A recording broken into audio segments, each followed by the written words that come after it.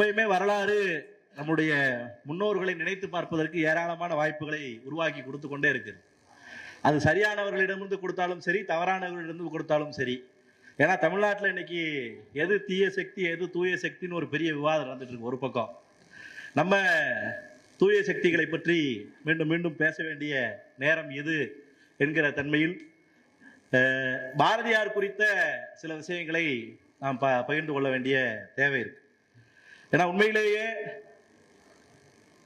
ஒரு இரண்டு மனிதர்களை குறிப்பாக சொல்லணும்னா 93 வயதில் இந்த சமூகத்தின் உச்சத்தை அடைந்த 93 வயது வரை வாழ்ந்த பெரியாரையும் 39 வயதில் இந்த சமூகத்தின் அத்தனை மாற்றங்களையும் குறித்து பேசிய பாரதியையும் நேரெதிர் திசையில் நிறுத்துவதற்கான அனைத்து ஏற்பாடுகளையும் இன்றைக்கு RSSும் சனாதன சக்திகளும் செய்து கொண்டிருக்கிறார்கள்.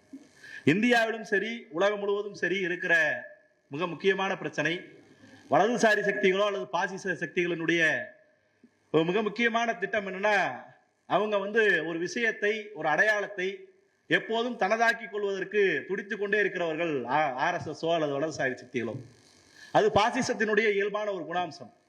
ஏனென்றால் அவர்களுக்கென்று ஒரு தனித்த அடையாளம், தனித்த ஆளுமைகள் என்று மக்கள் மத்தியில் பெயர் பெற்றவர்கள் என்று யாரும் கிடையாது. அவர்களால் அடையாளப்படுத்த முடியாது. எனவே ஏதாவது ஒரு அடையாளத்தில் இருப்பவரை தனதாக்கிக் கொள்வதற்கான முயற்சிகளை செய்து கொண்டே இருப்பார்கள். அப்படி தனதாக்கிக் கொள்ள முடியாதவர்களை எல்லாம் நேரெதிர் திசையில் நிறுத்திவிட்டு அவர்களை வைத்து ஒரு அரசியலை செய்கிற வழக்கத்தை RSSும் சரி வலதுசாரிகளும் சரி இந்தியாவிலும் உலகம் முழுக்க செய்து கொண்டே இருக்கிறார்கள். அதுதான் இன்றைக்கு இருக்கிற ஜனநாயகனுக்கும் பராசக்திக்கும் இடையில் நடக்கிற போட்டி வரை அதான் நடந்து கொடுக்கிறது தமிழ்நாட்டில். இன்னைக்கு அதே நிலைமையில இப்ப நம்ம தமிழ்நாட்டில் பாரதியையும் பெரியாரையும் நேரெதிர் திசையில் நிறுத்தி விவாதிக்கிற இடத்துக்கு கொண்டு வந்து நிறுத்தி இருக்கிறார்கள். நாங்கள் DYFI இந்த கருத்தரங்கத்தை நடத்துவதற்கான நோக்கம், இன்றைக்கு பாரதியை பேசுவதற்கான நோக்கம் மிக முக்கியமான நோக்கம். இன்றைக்கு சீமான் ஏறக்குறைய பிஜேபியினுடைய RSSனுடைய அதே குரலில் பேசிக்கொண்டே இருக்கிறார்.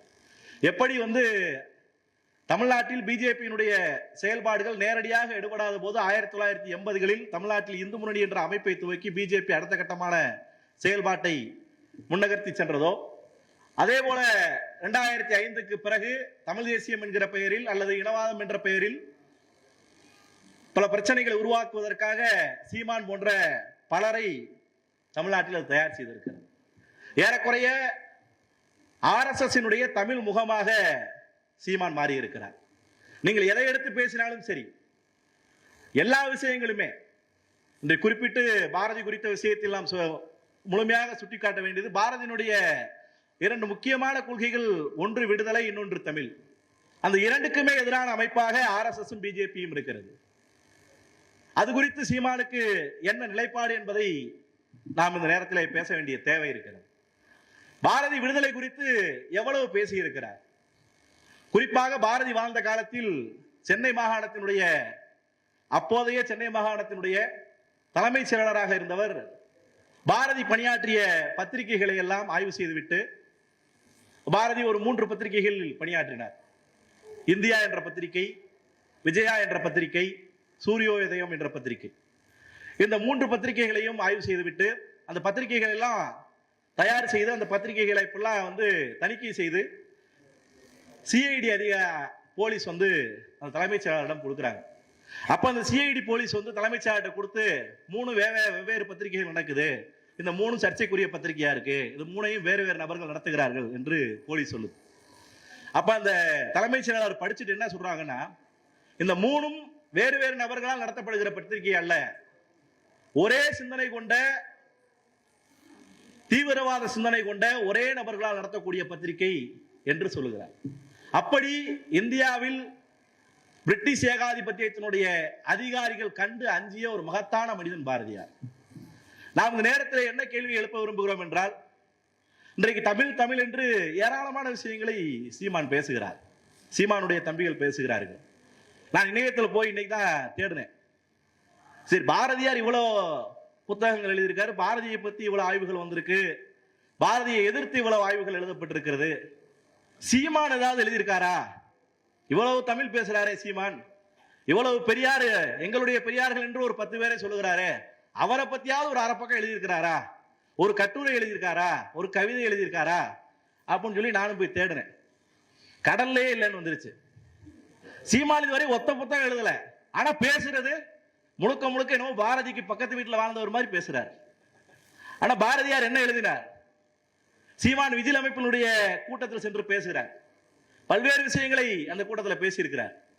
குறிப்பிட்டு நாம் கேட்க விரும்புகிற கேள்வி என்னன்னா, சீமான் இன்றைக்கு RSS இந்தியாவினுடைய விடுதலை போராட்டத்தின் போது எந்த பங்கில் இருந்தது என்பதை எல்லோரும் ஏராளமான முறை கேட்டிருப்போம். இந்தியாவினுடைய விடுதலை போராட்டத்திற்கு காந்தி நுழைந்த பிறகு மகாகவி பாரதியார் அவர்கள் ஒரு வரியை எழுதுகிறார். அது என்ன வரி என்றால், பாரத தேசம் தன்னை விடுவிக்க வந்த காந்தி மகாத்மா எம்மான் நீ வாழ்க என்கிற ஒரு மகத்தான வரி. அந்த வரியை எழுதின பாரதியை RSS தனதாக்கிக் கொள்ள துடிக்கிறது. அதே குரலில் சீமான் இன்றைக்கு பேசிக் கொண்டிருக்கிறார். நாம் கேட்க விரும்புகிற கேள்வி என்னன்னா, போன மாதம் தான் 10 நாட்களுக்கு முன்னாடி மகாத்மா காந்தியினுடைய பெயரை எடுத்துவிட்டு ஊரக வேலைவாய்ப்பு சட்டத்தை அடியோடு அளித்தார்கள். சீமானிடம் போய் கேட்டால் அதே சொல்லுவார், எனக்கு 100 நாள் வேலையே பிடிக்காது, அது சோம்பேறிகளின் மடம் என்று சொல்லுவார். ரெண்டு பேருக்குமே காந்தி என்றால் பிடிக்காது, ரெண்டு பேருக்குமே காந்தியை பிடிக்காது, ரெண்டு பேருக்குமே விடுதலையை பிடிக்காது. எனவேதான் RSS குரலாக சீமான் ஒலிக்கிறாரா என்கிற கேள்வியை நாங்கள் கேட்க விரும்புகிறோம். இப்படி ஏராளமான விஷயங்களை இந்தியாவினுடைய விடுதலை குறித்து பாரதி பேசிய விஷயங்களை ஏராளமாக சுட்டி காட்டலாம். அந்த காலத்திலே ஃபேக் ஐடிஸ் இருந்திருக்காங்க. இப்ப நம்ம எது போட்டாலும் ஏராளமான விஷயம் ஐடி இப்ப தமிழ் டைஃபி தமிழ்நாடு Facebook பேஜ்ல போய் நாம் தோழர்கள் என்றும் பெரியார் என்றும் பாரதின்னு சொல்லி நம்ம ஒரு போஸ்ட் போட்டோம்னா யாருன்னே தெரியாத ஒரு 10 பேரு இது பாரதியை பேசவே கூடாது வாலிபர் சங்கம், பெரியார பேசவே கூடாது வாலிபர் சங்கம் அப்படின்னு ஒரு கமெண்ட், யாருன்னே தெரியாது. அந்த காலத்துல பாரதிக்கு இது நடந்திருக்கு. அவர் எழுதின விஜயா பத்திரிகையில வார வாரம் வாசகர் கடிதங்கள் தினசரி வரும்போது அங்கேயும் பல பேக் ஐடிஸ் இருந்திருக்காங்க, யாருன்னு தெரியல. அநேகமா பிஜேபி RSS சித்தாந்தம் கொண்ட நபர்களா இருக்கணும், இல்ல இங்கிலாந்து இந்தியாவை ஆண்ட ஆங்கில ஆட்களே கடிதம் போட்டாங்களான்னு தெரியல. அவங்களுக்கு தமிழ் தெரிஞ்சிருக்கிறதுக்கு வாய்ப்பு கிடையாது. அட்ரஸே இல்லாம போடுவாங்களாம். அவர் ஒரு பதில் எழுதியிருக்காரு, தம்பி முடிஞ்சா முழு முகவரி அட்ரஸ் எல்லாத்தோடையும் போட, அப்பதான் பதில் சொல்லுவோம், இல்லாட்டி பதில் சொல்ல மாட்டோம்னு. எல்லா காலத்திலையும் ஃபேக் ஐடிஸ் சொல்ல இப்போ வரையும் இருந்துகிட்டு இருக்கதான் பாரதி காலத்துல இருந்து இன்னைக்கு இருக்கிற காலம் வரை நம்ம பார்க்க வேண்டிய தேவை இருக்கு. இப்படி ஏராளமான விஷயங்கள் இன்றைக்கு பாரதி குறித்து சொல்லப்படுகிற அவதூறுகள். நாம சில விஷயங்களை வேதனையோடு பேச வேண்டிய தேவை இருக்கிறது. இந்தியாவில் ஒரு சமூக மாற்றத்தை நேசித்த ஒரு மகத்தான கவிஞன் பாரதியார். பாரதி இதை பேசிவிட்டார், அதை பேசிவிட்டார், எனவே அவரை இந்த சட்டகத்திற்குள் நீங்கள் நடக்க வேண்டும் என்று நம்முடைய நண்பர்கள் பேசிக்கொண்டே இருக்கிறார்கள். நாங்கள் வாலிபர் சங்க மேடையிலிருந்து அவர்களுக்கு பணிவோடு ஒரு வேண்டுகோள் வைக்க விரும்புகிறோம். RSSம் பாஜகவும் செய்கிற சூழ்ச்சி வலைக்குள் பாரதியாரை தள்ளிவிடாமல் நீங்கள் இருக்க வேண்டும். பாரதியார் நம்முடைய தோழர் என்பதை இந்த நேரத்திலே நாங்கள் பணிவன்போடு அவர்களுடைய வேண்டி கேட்டுக்கொள்ள விரும்புகிறோம் என்பதை இந்த நேரத்திலே சுட்டிக்காட்ட விரும்புகிறோம். ரொம்ப முக்கியமான விஷயங்கள், பாரதி பேசின விஷயங்களை இந்தியாவில் வேறு யாரும் பேசவில்லை. குறிப்பாக ரஷ்யாவில் நடந்த புரட்சிகள் குறித்து 1905 ரஷ்யாவில் ஒரு புரட்சி நடக்கிறது. மாற்றத்தை விரும்பி ஒரு போராட்டம், மிகப்பெரிய புரட்சி நடக்கிறது.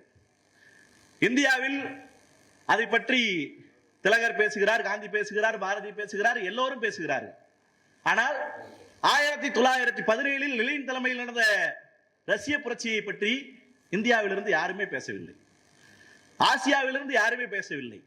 ஆசியாவிலிருந்து ரஷ்யாவினுடைய புரட்சியை வாழ்த்தி ஆகாவென்று எழுந்தது பார் யுக புரட்சி என்று பேசிய ஒரே கவிஞன், ஒரே மனிதன் பாரதி மட்டும்தான் என்பதை இந்த நேரத்தில் சுட்டிக்காட்ட வேண்டும். ஏனென்றால் பாரதியினுடைய சிந்தனை, ஒரு மனிதன் தான் பிறப்பிலிருந்து 39 ஆண்டுகள் வாழ்ந்திருக்கிறார். அந்த 39 ஆண்டுகளுக்குள் ஒருவன் எத்தனை பரிணாமங்களை பெற்று தன்னுடைய அறிவை விருத்தி செய்து அடுத்த கட்டத்திற்கு சேர்ந்திருக்கிறான் என்பதைத்தான் நாம் பார்க்க வேண்டிய தேவை இருக்கிறது. பாரதி இறுதியில் நின்ற இடம் 30 கோடி ஜனங்களுக்கும் சங்கம் பொது உடைமை என்று சொல்லக்கூடிய ஒரு மகத்தான முழக்கத்தை நோக்கி சேர்ந்தார். அதுதான் பாரதி பாடிய கடைசி பாடல் என்று வரலாறுகள் சொல்கிறது. பாரத சமுதாயம் என்கிற பாடலில் பாரதி பாடிய விஷயங்கள் அவைதான். எனவேதான் மீண்டும் நாம் சொல்ல வேண்டி இருக்கிறது, இன்றைக்கு இந்தியாவில் இருக்கிற கல்வி முறை யார் உருவாக்கிய கல்வி முறை? இன்றைக்கு இந்தியாவில் இருக்கிற கல்வி முறைக்கு பாரதியுடைய பங்களிப்பு எவ்வளவு மகத்தானது. பாரதி ஆங்கில கல்வி முறை குறித்து ஒரு விஷயத்தை சொல்லுகிறார். ஆங்கிலேயர் கல்வியை கொண்டு வருகிறார்கள். அந்த கல்வி அப்போது இருந்த உயர் சாதியினருக்கு மட்டுமே கிடைத்துக் கொண்டிருக்கிறது. அப்படிப்பட்ட நிலையில் கிராமங்கள் தோறும் பள்ளிகளை கட்ட வேண்டும். அந்த பள்ளிகள் எப்படி இருக்க வேண்டும், அந்த பள்ளிக்கு ஆசிரியர் யார் இருக்க வேண்டும், அந்த ஆசிரியருக்கு சம்பளம் எப்படி கொடுக்க வேண்டும், அந்த சம்பளத்திற்கான நிதி எப்படி சேர்க்க வேண்டும், இதுவெல்லாம் குறித்து பாரதி ஒரு வரையறையை வைக்கிறார். பள்ளி மாணவர்களுக்கான பாடத்திட்டம் என்னவாக இருக்க வேண்டும் என்பது குறித்தெல்லாம் அவர் தெளிவோடு சொல்லுகிறார். அதுல பாரதி என்ன சொல்றார் தெரியுமா? பாரதி என்ன சொல்றாருன்னா, கிராமங்கள் தோறும் இருக்கிற பள்ளிகளுக்கு நாலடியாரும் திருக்குறளும் தெரிந்த ஏதாவது ஒரு தமிழாசிரியர் கட்டாயம் தேவை. வரலாறும் புவியியலும் அரசியலும் தெரிந்த பாடங்களை பரிந்துரைக்கிறார். அறிவியல் பாடங்கள் என்னென்ன தலைப்பில் அறிவியல் பாடங்கள் இருக்க வேண்டும். புராணங்கள் இதிகாசங்கள் என்று சொன்னால் எல்லா சமயத்தை சேர்ந்த புராணங்களையும் இதிகாசங்களையும் கற்பியுங்கள். கல்வியை பொதுவிலேயுங்கள் என்று சொல்கிற ஒரு மகத்தான முழக்கத்தை பேசிய கவிஞன் பாரதி. இப்படி இந்தியாவினுடைய கல்வி முறையை கட்டமைத்த, இந்தியாவின் கல்வி எப்படி இருக்க வேண்டும் என்று கனவு கண்ட ஒரு மகத்தான தலைவனாக பாரதியை நாம் பார்க்க வேண்டிய தேவை இருக்கிறது. ஏனென்றால் பாரதி வெளியிட்ட நூல் பத்திரிகைகளிலே ஒரு குறிப்பு இருக்கிறது.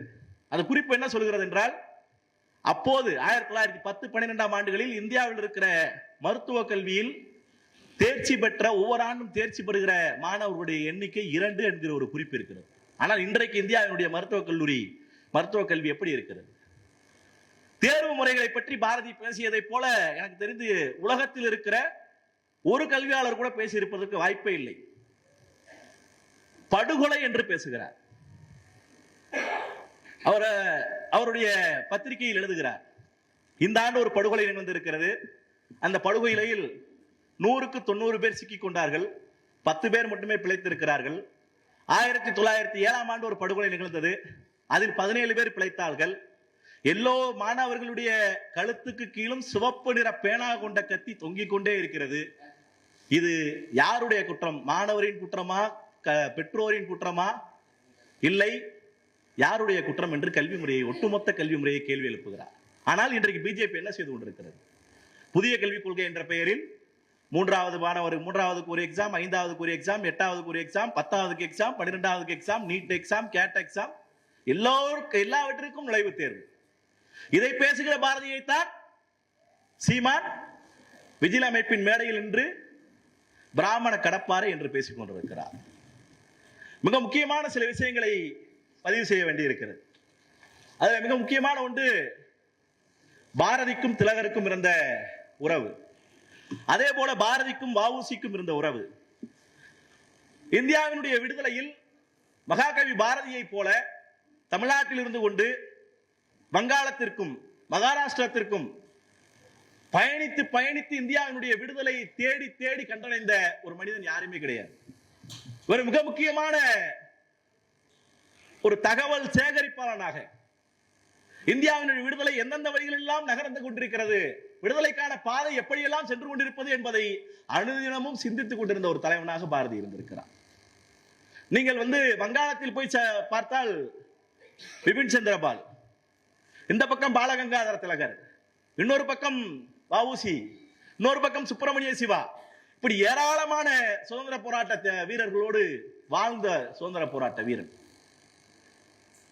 வஉசி அவர்கள் தூத்துக்குடியில் துறைமுகத்தை, ஒரு கப்பல் கட்டும் நிறுவனத்தை சுதேசி இயக்கமாக நடத்த முன்வந்த போது தன்னுடைய பத்திரிகையில் பாரதியார் ஒரு அறிவிப்பை வெளியிடுகிறார். அது என்ன அறிவிப்பு என்றால், இப்படி ஒரு சுதேசி இயக்கத்தினுடைய மிக அடிப்படையான காரணமாக கொண்டு ஒரு கப்பல் நிறுவனத்தை வஉசி துவங்கி இருக்கிறார்.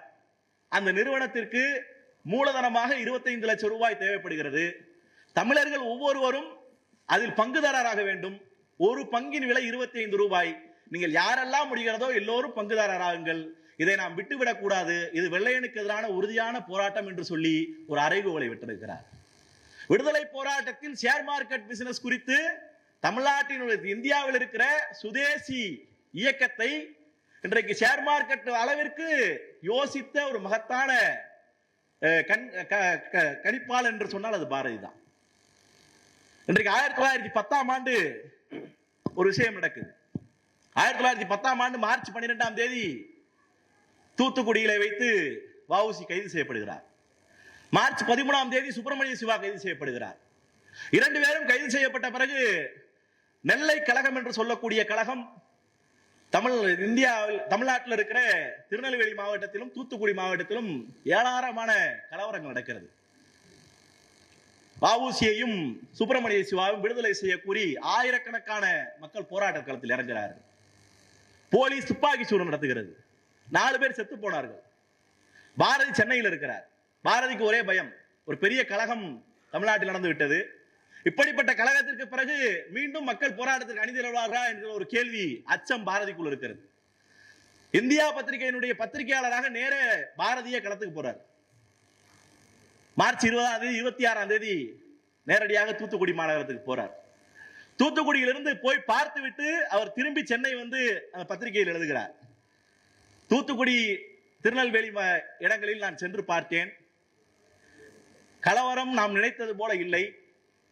ஒரு சில பெரிய மனிதர்களை தவிர எல்லா மக்களும் உறுதியான நம்பிக்கையோடு போராட்ட களத்தில் இருக்கிறார்கள். விடுதலை கிடைத்தே தீரும் என்று சொல்லுகிறார். இப்படி களத்தில் எப்படியாவது அந்த களத்தை சென்றடைவது, களத்தை கணிப்பது, அடுத்த கட்ட போராட்டம் என்ன, அடுத்த கட்ட கோரிக்கை என்ன என்பது குறித்து பேசுவது என்பதில் மிக தீவிரமாக இருந்த தலைவன் பாரதி. நீங்கள் ஆஸ்துரை படுகொலையின் போது ஒரு விஷயத்தை குறிப்பிட்டார்கள். ஆஸ்துரையை கொன்றவர்களுடைய பைகளிலே காவல்துறை ஒரு சோதனையை நடத்துகிறது. அந்த சோதனையில் என்ன சொல்கிறார்கள் என்றால், ஆஸ்துரையை சுட்டுக் கொன்றவர்களுடைய பைகளில் பாரதியின் கவிதைகளும் கட்டுரைகளும் இருந்தன என்று காவல்துறை கண்காணிக்கிறது. அதை வைத்து பாரதியை கண்காணித்துக் கொண்டே இருக்கிறார்கள். ஒரு மிக முக்கியமான சுவாரஸ்யமான விஷயத்தை சொல்லிக்கொண்டு நான் நிறைவு செய்யலாம் என்று நினைக்கிறேன். ஒரு இந்தியாவினுடைய விடுதலை குறித்து விடுதலை போராட்டம் நடந்து கொண்டிருந்த பொழுது 1908ஆம் ஆண்டு 1908ஆம் ஆண்டில் ஒரு கடற்கரை ஓரத்தில் பாரதி பேசுகிற ஒரு கூட்டம். தலைவன் வந்து அப்பயே ஒரு வேற ரகமா இருந்திருக்கிறார். பாரதியை வந்து ஏதோ ஒரு குங்குமம் பொட்டு வச்சு, பாரதிக்கு ஒரு முண்டாசு கட்டி, பாரதி ஒரு பெருங்கவிஞன் அப்படின்ற ஒரு கவிஞர் அடையாளத்தோடய பல பேர் அடையாளப்படுத்துறதுக்கு நினைக்கிறாங்க. ஆனா பாரதி என்ன செஞ்சிருக்காருன்னா, அந்த கூட்டத்தில் பேசுவதற்கு துணைக்கு ஒரு ஆளை கூட்டிட்டு வந்திருக்காரு. அவருடைய பாதுகாப்புக்கு கூட்டிட்டு வந்தவரை வந்து, இவர் யாருன்னு தெரியுமா அப்படின்னு சொல்லி பாரதியுடைய நண்பர்கிட்ட கேட்டிருக்கிறார். அவருக்கு தெரியல, யாருன்னு தெரியலங்க அப்படின்னு சொன்னோன்னே, இவர் தான் வந்து பிபின் சந்திரபால், மேற்கு வங்காளத்துல இருந்து வந்திருக்கிறாரு, அவர்கிட்ட 2 வெடிகுண்டு இருக்கு, எதுக்குங்க வெடிகுண்டுல அவர் பதறிட்டாராம். ஒரு பக்கம் போலீஸ், இன்னொரு பக்கம் வெடிகுண்டோட பிபின் சந்திரபால் நிற்கிறாரு. ஏன்னு கேட்டா பாரதி என்ன சொல்லியிருக்காரு, போலீஸ் எப்பனாலும் நான் பேசும்போது கைது செய்யறதுக்கு வரும், ஒருவேளை போலீஸ் கைது செய்ய வந்தா இந்த குண்டா அவரை வீச சொல்லியிருக்கேன், நீ உஷாரா இருந்துக்கன்னு சொல்லியிருக்காரு பாரதி. நாம இப்ப கேட்கறது என்னன்னா, பிராமண கடப்பாறைன்னு சொன்னா உன்னுடைய புரிதல் என்ன? பாரதி என்பவன் பிராமண கடப்பாறை கிடையாது. இந்த தேசத்தை, இந்த சமூகத்தை நேசித்த, இந்த சமூகத்தினுடைய வளர்ச்சி அடுத்த கட்டத்திற்கு போக வேண்டும் என்று விரும்பிய சமூக விஞ்ஞானி. எனவேதான் அவன் உரத்த குரலில் ஒவ்வொரு முறையும் பொது உடைமையை பேசியவனாக, சமத்துவத்தை பேசியவனாக, சகோதரத்துவத்தை பேசியவனாக, அல்லாஹ் பாடியவனாக இருக்கிறான். எனவேதான் நாங்கள் எப்போதும் பாரதி, எப்போதும் பெரியார் என்கிற இந்த முழக்கத்தை வைத்திருக்கிறோம். எனவே தோழர்களை நான் மீண்டும் ஒரு முறை சொல்லி நிறைவு செய்கிறேன். எங்கள் தோழர் பாரதி, எங்கள் தலைவர் பகத்சிங், எங்கள் தோழர் பெரியார், எங்கள் தலைவர் சிங்காரவேலர், நாங்கள் தோழர்கள். நன்றி, வணக்கம்.